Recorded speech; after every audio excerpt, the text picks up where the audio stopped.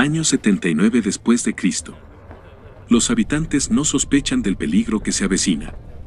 El volcán, que llevaba más de 1800 años inactivo, entraba en erupción, terminando en pocas horas con la vida de miles de personas, enterrándolos junto a sus animales, sus casas y sus objetos personales, bajo un espeso manto de depósitos volcánicos.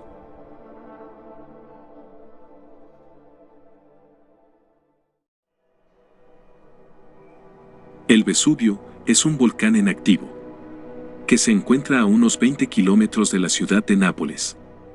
Aunque ha pasado a la historia por haber sepultado Pompeya, Herculano y otras ciudades romanas de la Campania, el Vesubio ha tenido numerosas erupciones a lo largo de la historia.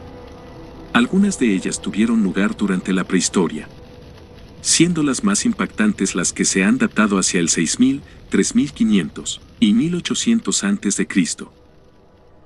Los arqueólogos han encontrado 2 asentamientos de la Edad del Bronce, que presentan evidencias de la más reciente de las erupciones prehistóricas.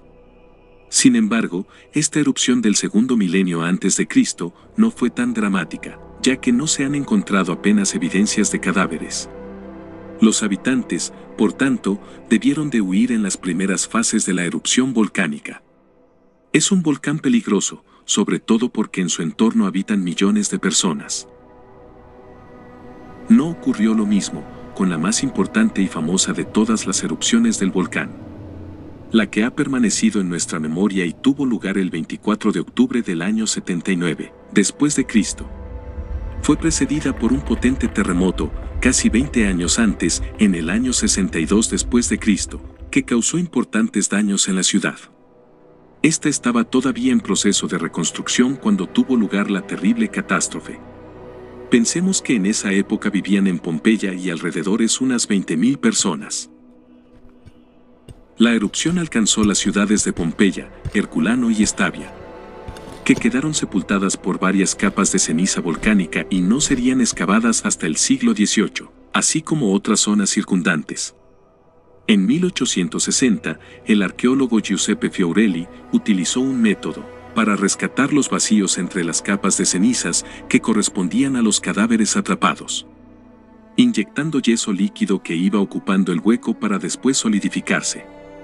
De esta forma, se obtenía un calco bastante detallado, que encerraba el esqueleto original de aquellos desafortunados que no tuvieron la ocasión de escapar.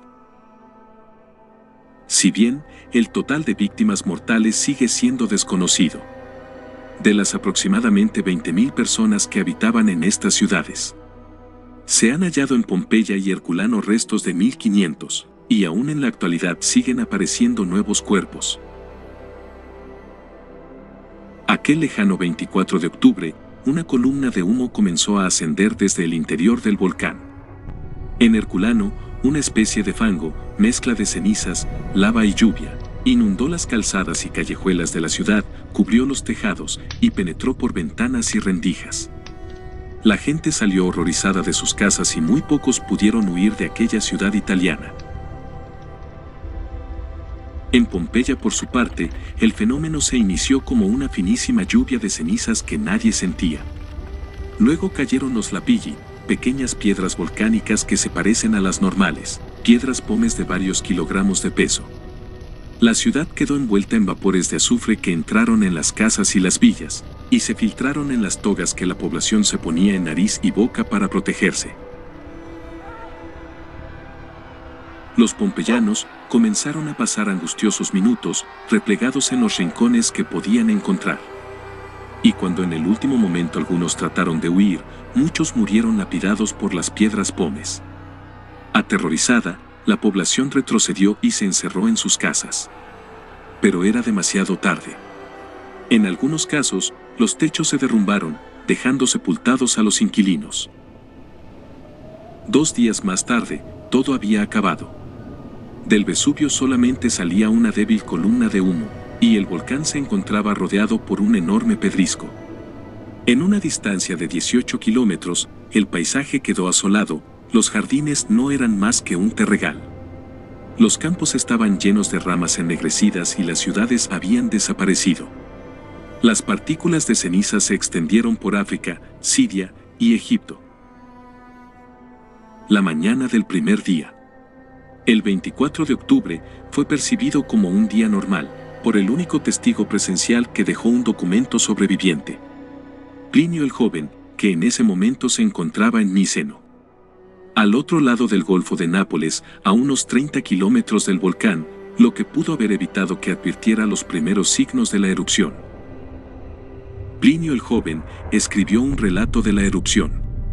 Amplias capas de fuego iluminaban muchas partes del Vesubio. Su luz y su brillo eran más vívidos por la oscuridad de la noche. Era de día en cualquier parte del mundo. Pero allí la oscuridad era más oscura y espesa que cualquier otra noche. De acuerdo con un estudio de las capas de ceniza publicado en 1982, y que ahora es una referencia estándar, la erupción del Vesubio del año 79 se desarrolló en dos fases. Una erupción pliniana que duró entre 18 y 20 horas. Y produjo una caída de piedra pómez y ceniza hacia el sur del volcán, que se acumuló hasta en una capa de 2,8 metros en Pompeya. Seguida por un flujo piroclástico en una segunda fase peleana que llegó tan lejos como Miceno, pero se concentró hacia el oeste y noroeste.